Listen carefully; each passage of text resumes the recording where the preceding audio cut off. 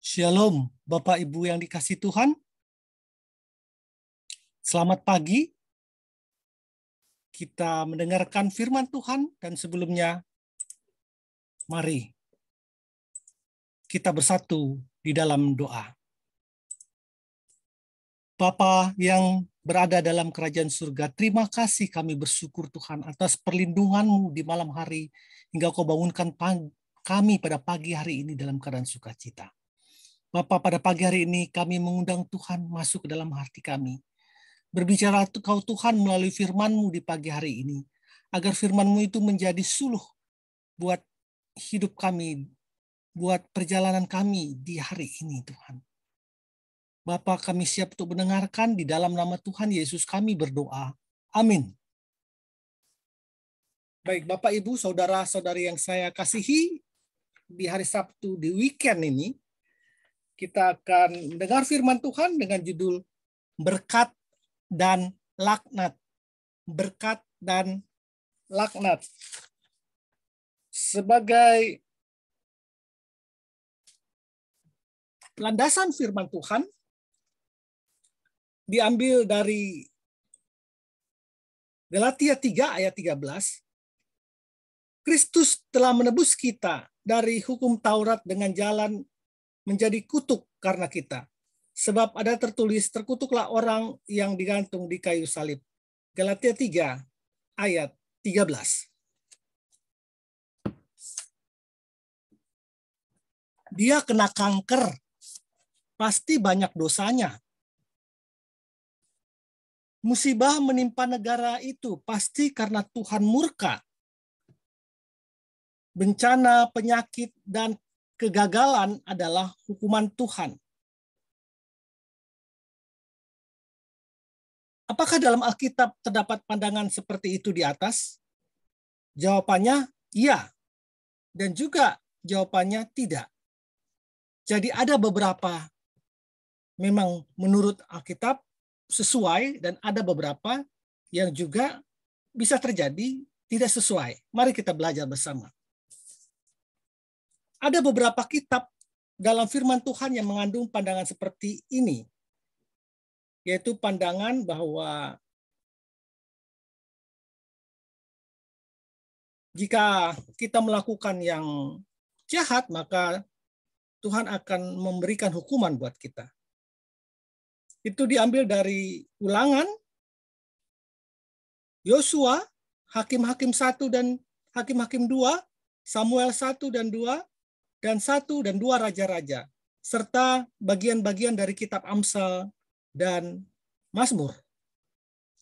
Kitab-kitab itu mengandung dalil Deuteronomi ya, yang mengatakan kalau kita taat, Tuhan memberi kita berkat. Kalau kita murtad, maka Tuhan akan memberi kita laknat. Kira-kira seperti itu. Contohnya, jika engkau tidak melakukan dengan setia segala perkataan hukum Taurat, maka Tuhan akan menimpakan pukulan-pukulan dan penyakit-penyakit yang jahat lagi lama. Itu diambil dari Ulangan 28 ayat 58 sampai 64. Jadi itulah disebut dikenal dengan dalil Deuteronomi. Bapak Ibu yang dikasihi Tuhan, apakah dalil ini bermanfaat? Tentu saja bermanfaat pada saat itu dan pada saat ini juga. Karena umat bagaikan tersentak dari dosa selama ini dan menyadari bahwa umat harus dibangunkan untuk bertobat dan taat supaya Tuhan memberikan berkat kepada mereka dan menjauhi segala mara bahaya.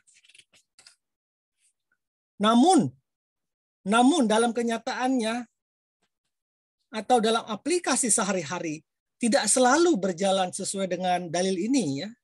Ternyata banyak juga orang yang taat, yang sudah setia kepada Tuhan malah mengalami sakit penyakit dan petaka atau musibah. Sedangkan sebaliknya orang-orang yang jelas-jelas melanggar firman Tuhan malah makmur dan panjang umur. Alkitab banyak mencatat tentang hal ini. Dalam Mazmur 73 dikatakan Allah itu baik bagi mereka yang tulus hatinya. Namun kemudian ia mencatat pula bahwa pembual-pembual dan orang-orang fasik dapat hidup enak. Yaitu kesakitan tidak ada pada mereka. Mereka tidak mengalami kesusahan, tidak kena tulah dan sebagainya. Itu di ayat 3-5 di Mazmur 73. Justru seseorang yang mempertahankan hatinya yang bersih dan imannya dengan setia, kadang mengalami pencobaan-pencobaan atau kesakitan-kesakitan dalam hidupnya. Jadi ada di beberapa tempat memang berlaku dalil Deuteronomi ini yang menyatakan kalau kita taat maka kita akan mendapat berkat, dan kalau kita murtad maka kita akan menjadi laknat. Tetapi bisa juga terjadi bahwa orang yang baik, orang yang sudah setia pada Tuhan, tetap mengalami pencobaan-pencobaan kehidupan. Inilah rahasia Tuhan, dan Tuhan punya maksud tentunya akan hal ini. Maksud yang baik buat orang-orang tersebut. Tetapi Mazmur 73 ayat 23 mengatakan statement yang cukup menjadi landasan kita. Namun meskipun menanggung penyakit, tetapi aku tetap di dekatmu. Aku yang setia ini, aku yang percaya kepada Tuhan ini, walaupun aku menanggung sakit penyakit, menanggung beban kehidupan yang berat, tetapi aku tetap di dekatmu ya Tuhan. Itu inti dari firman Tuhan pada saat ini. Bagaimana dengan sikap Tuhan Yesus terhadap hal ini? Terhadap dalil ini. Yohanes 9 ayat 2 dan 3 mengatakan, murid-muridnya bertanya kepadanya, Rabi, siapakah yang berbuat dosa?